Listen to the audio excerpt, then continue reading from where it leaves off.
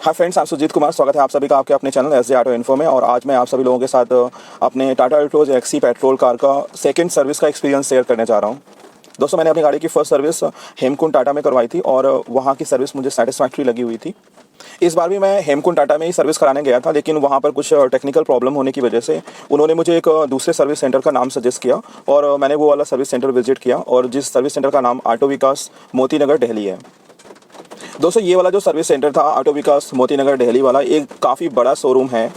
ये मतलब काफ़ी बड़े शोरूम से कनेक्टेड है और इसलिए ये सर्विस सेंटर भी बहुत बड़ा है। और जब मैं इस सर्विस सेंटर में पहुंचा तो मैंने देखा कि वहाँ पर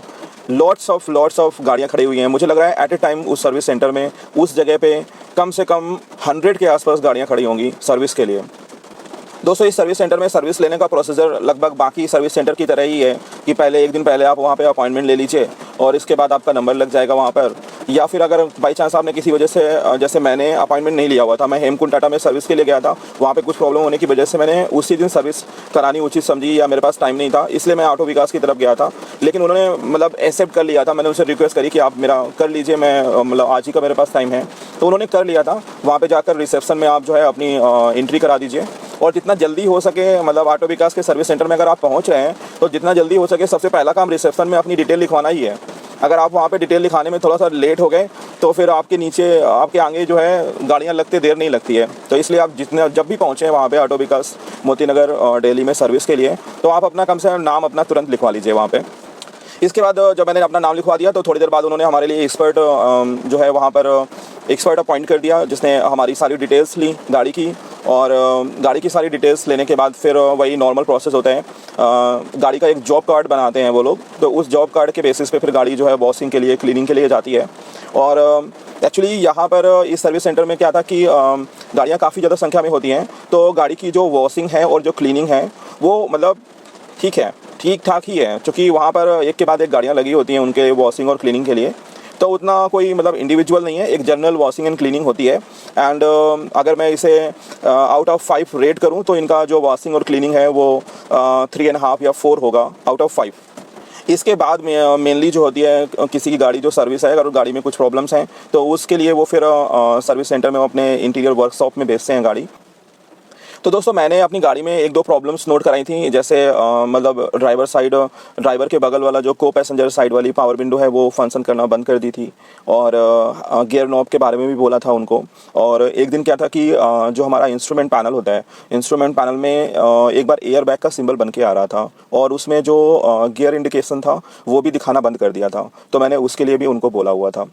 तो दोस्तों, जो प्रॉब्लम मैंने उनको बताई हुई थी, तो हमारा जो एक्सपर्ट असाइन किया गया था उसने बताया कि सर आपकी ये जो भी प्रॉब्लम्स हैं उसके लिए जो है हमें गाड़ी में अपना कंप्यूटर, जो उनका डेडिकेटेड कंप्यूटर होता है, वो लगाकर उसे चेक करना पड़ेगा। और एक फैक्ट वाली बात है कि वो जो उनके पास जो कंप्यूटर होता है वो बताते हैं कि सर चाहे हमारा छोटा शोरूम हो चाहे हमारा बड़ा शोरूम हो, मतलब चाहे छोटा सर्विस सेंटर हो चाहे बड़ा सर्विस सेंटर हो, हम मतलब एक सर्विस सेंटर में एक ही कंप्यूटर होता है और एक कंप्यूटर और एक एडाप्टर होता है उसका। तो अगर वहाँ पे नंबर ऑफ़ कार्स ज़्यादा हैं या फिर जहाँ पे ज़्यादा कार की सर्विस के लिए आते हैं तो वहाँ पर डिले होना ऑब्वियस सी बात है। जैसा कि मुझे हो गया था, मैं तकरीबन 11:15 AM के आसपास पहुँच गया था उनके सर्विस सेंटर में, और मेरी गाड़ी में काम करने का नंबर आया था शाम के 6 बजे। तो फिर मैंने यही मतलब मेनली डिले का रीज़न था कि उनके पास जो एक कंप्यूटर होता है और जो अडॉप्टर होता है वो सिर्फ यूनिक होता है, एक ही होता है, और उसी को लगा करके, चूँकि जब मैंने उन्हें बताया कि जो है इंस्ट्रूमेंट पैनल में एयर बैग का सिंबल आ रहा था और जो है गियर इंडिकेशन एक आध बार बंद हो गए हैं, हालांकि वो वापस अपने आप फिर से एक बार चालू हो गए थे, लेकिन उसने बोला कि अगर आपको एक बार ये प्रॉब्लम आई है तो फिर हम इसे थरोली चेक भी कर लेंगे इसे। तो फिर उसने ये सब चीज़ें लगाकर चेक करी वहाँ पर, और फिर उसने ओके बताया उस चीज़ को कि ठीक है सर, आप मतलब उस समय तो नहीं हो रही थी वो चीज़, तो उसने बोला कि सर हम जो भी करना था हमने कर दिया है उसमें। इसके बाद दोस्तों, मैंने उसे गियर नॉब की प्रॉब्लम बताई हुई थी, तो गियर नॉब जो है थोड़ा सा टाइट हो रहा था। तो जब मैं फर्स्ट सर्विस में गया था तो वहाँ पर जो उनका एक्सपर्ट टेक्नीशियन था उसने मुझे सजेस्ट किया था कि सर आप इस गाड़ी को जो है यूज़ करिए, काफ़ी दिन यूज़ करने के बाद जो है इसका गियर नॉब ठीक होने लगेगा। तो मैं मतलब इसके बाद जो फर्स्ट सर्विस के बाद 3-4 महीने गाड़ी हमने यूज़ करी और मेरी गाड़ी चल भी चुकी थी काफ़ी, तकरीबन 5000 किलोमीटर मेरी गाड़ी चल चुकी थी और लगभग सारी कंडीशन में, सिटी में, हाईवे में, हर तरीके से मैंने गाड़ी चला रखी हुई थी। तो गियर नॉब मतलब अप टू द मार्क आ गया था मेरा, मतलब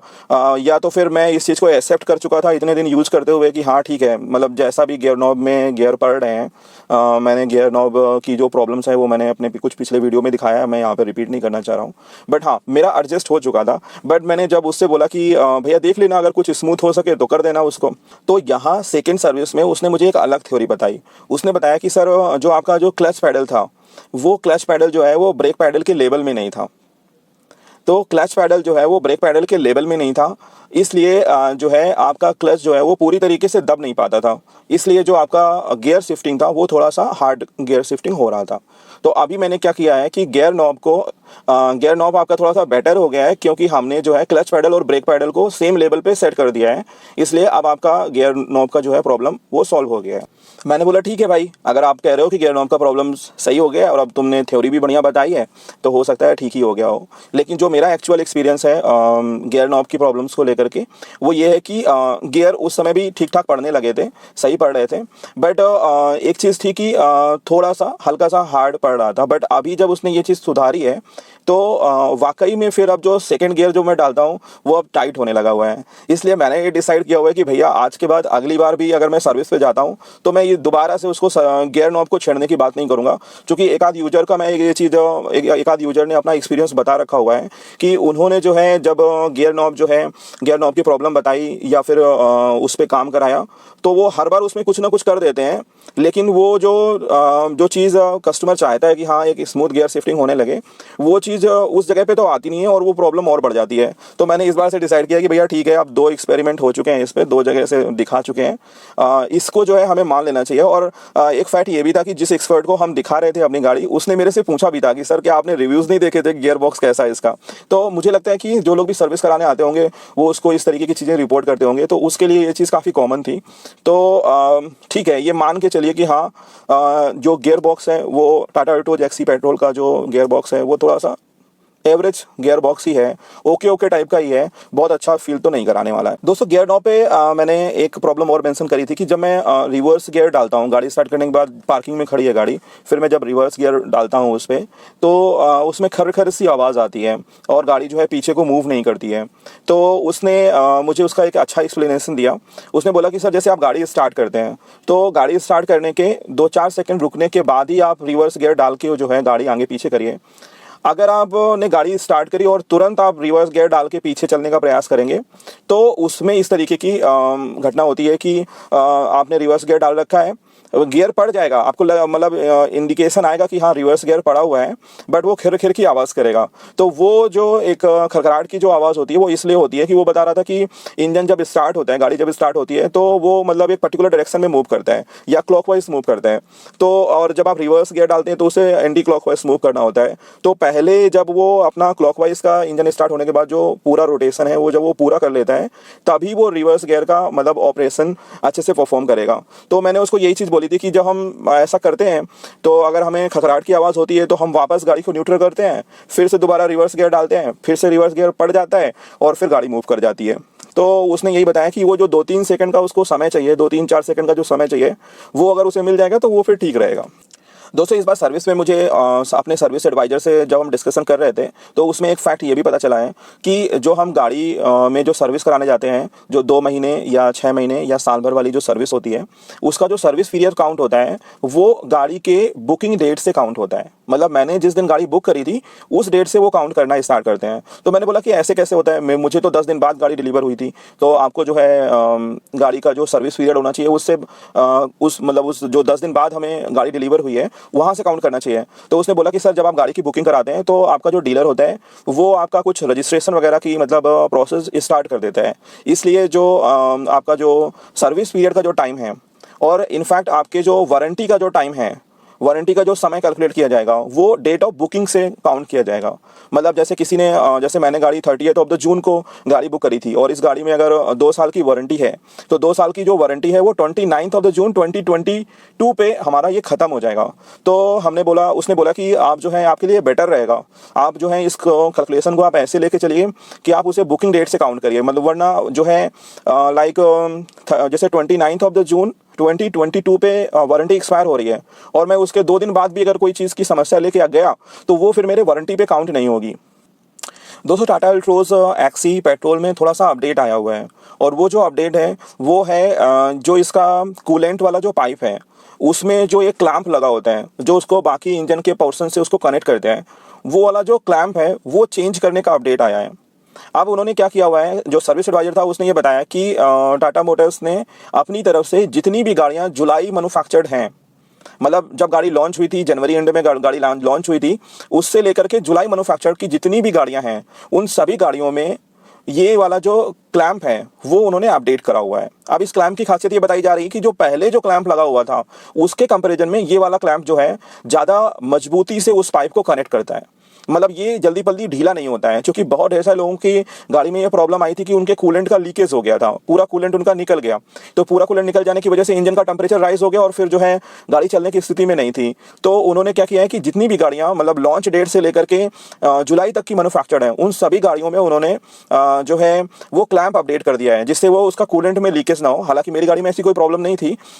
लेकिन उन्होंने उस चीज़ की सेफ्टी के लिए उन्होंने वो क्लैंप दे दिया है। और इसके बाद की जितनी भी गाड़ियां हैं जुलाई के बाद जो अगस्त और फिर बाकी आने वाले समय की जो मैन्युफैक्चर्ड गाड़ियां हैं उनमें वो जो है कंपनी साइड से ही अपडेटेड आया है। तो जो लोग भी अभी जैसे जिनकी गाड़ियां हमारे आसपास के टाइम की खरीदी हुई गाड़ियां होंगी, जो जुलाई की खरीदी हुई गाड़ियां होंगी, उन सभी गाड़ियों में जो है वो क्लैंप जो है अपडेट करेंगे। वो जो पाइप को जो कूलेंट वाले पाइप को इंजन से कनेक्ट करता है वो क्लैंप अपडेट करेंगे। दोस्तों अभी रिसेंटली आप लोगों ने YouTube में एक वीडियो देखा होगा जिसमें लोगों ने बताया कि इंजन के ECU में AL03 से AL04 का अपडेट आया हुआ है और इस अपडेट के बाद लोगों को उनकी इंजन की परफॉर्मेंस उनको बहुत अच्छी लग रही है।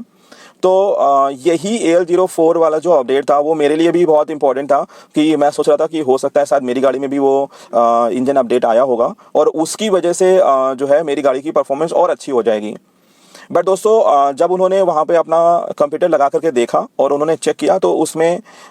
ऐसी कोई अपडेट नहीं थी। तो फिर बाद में मैंने उससे डिस्कस भी किया कि ऐसा क्यों है, हमारी गाड़ी में क्यों नहीं है। तो फिर ये पता चला एक्चुअली कंप्यूटर में अगर उसने बताया, सर्विस इंजीनियर ने हमें बताया कि अगर आपकी गाड़ी में अपडेट होता तो वो जो है ये कंप्यूटर कनेक्ट करते ही स्कैन करके बता देता कि हाँ आपकी गाड़ी में ये अपडेट होनी है। बट अगर उसने नहीं बताया है इसका मतलब है कि आपकी गाड़ी में वो चीज़ ऑलरेडी है, मतलब आपकी गाड़ी का जो इंजन है वो ऑलरेडी AL04 अपडेटेड है। तो दोस्तों वहाँ पर मैंने ये कंक्लूजन निकाला कि चूंकि मेरी गाड़ी जो है वो जून मैन्युफैक्चर्ड है, तो जून मैन्युफैक्चर्ड है और जुलाई के फर्स्ट वीक में मेरी गाड़ी की डिलीवरी थी। तो जितनी भी गाड़ियाँ जो हैं शायद जून मैन्युफैक्चर्ड हैं, एटलीस्ट उनमें ये AL04 वाला अपडेट नहीं अप्लाई होगा, क्योंकि उसमें जो टाटा मोटर है उसने जो मैन्युफैक्चरिंग करते वक्त ही वो चीज़ अपडेट करके दी है। क्योंकि और ऐसा मुझे इसलिए भी लग रहा है क्योंकि जब गाड़ी लॉन्च हुई थी उसके बाद ही इसके जो रिएक्शन आने शुरू हुए थे, रिव्यूज आने शुरू हुए थे, वो यही थे कि थोड़ा सा पावर लैग है इसमें, इंजन में थोड़ा सा पावर लैग है। उस बात की प्रॉब्लम पहले ही मेंशन करी जा चुकी थी। तो मेरे हिसाब से एटलीस्ट जो कि जून मंथ की जो मैन्युफैक्चर्ड कार है उसमें ये अपडेट नहीं था। तो मेरे हिसाब से एटलीस्ट इतना तो मान ही लेते हैं कि जून तक की जून या फिर जून जुलाई अगस्त आगे जितनी भी गाड़ियाँ मैन्युफैक्चर्ड हुई हैं उनमें ये AL04 अपडेट अप्लाई नहीं होगा। तो वहाँ पर जाकर के ज़्यादा बहस करने की ज़रूरत नहीं है, क्योंकि ये चीज़ मैं दो सर्विस सेंटर से कंफर्म कर चुका था। मैं पहले हेमकुंड में गया था, वहाँ पर मैंने पूछा तो उन्होंने बोला कि नहीं सिर्फ क्लैंप का अपडेट आया है, AL04 का अपडेट नहीं आया है। लेकिन उनका चूंकि वो कंप्यूटर का जो एडॉप्टर था वही ख़राब पड़ा हुआ था तो वो स्कैन करके बता नहीं पाते थे, इसलिए मैं ऑटो विकास में गया। लेकिन ऑटो विकास में भी उन्होंने सिर्फ एक ही अपडेट दी कि जो कूलेंट का पाइप है उसका जो है क्लैंप अपडेट करना है, बाकी कोई अपडेट नहीं आई हुई है। तो दोस्तों इस तरीके से मेरे टाटा अल्ट्रोज एक्सी पेट्रोल का जो है सर्विस पूरा होता है यहाँ पर। और बस वहाँ पर मुझे एक ही चीज़ की प्रॉब्लम लगी कि वहाँ पर एक्चुअली वेट बहुत करना पड़ा गाड़ियों में, बहुत देर में मेरी गाड़ी पर जाकर के टेक्नीशियन काम करना स्टार्ट किया। और जो मैंने को ड्राइवर साइड की पावर विंडो में जो प्रॉब्लम बताई थी कि वो लोग सही नहीं कर पाए। वो उस समय नहीं सही कर पाए। उन्होंने क्या किया कि मतलब हमारी जो स्विच है उसका पावर विंडो का वो निकाला उन्होंने और किसी दूसरी गाड़ी में जाकर के उसको अप्लाई किया। तो उन्होंने बोला कि सर ये स्विच तो काम कर रहा है लेकिन इसमें जो सप्लाई आती है वो कहीं डिस्कनेक्ट हो गई है। तो फिर उन्होंने पकड़ लिया इस बात को कि सर आपने म्यूजिक सिस्टम लगवाया है तो वहीं पर कहीं वायरिंग का कोई पोर्शन छूट गया होगा, तो इस वजह से ये चीज़ नहीं हो पा रही है। तो उन्होंने बोला कि हालांकि आपकी गाड़ी वारंटी पीरियड में है इसलिए हम आपको वो चीज़ करके देंगे।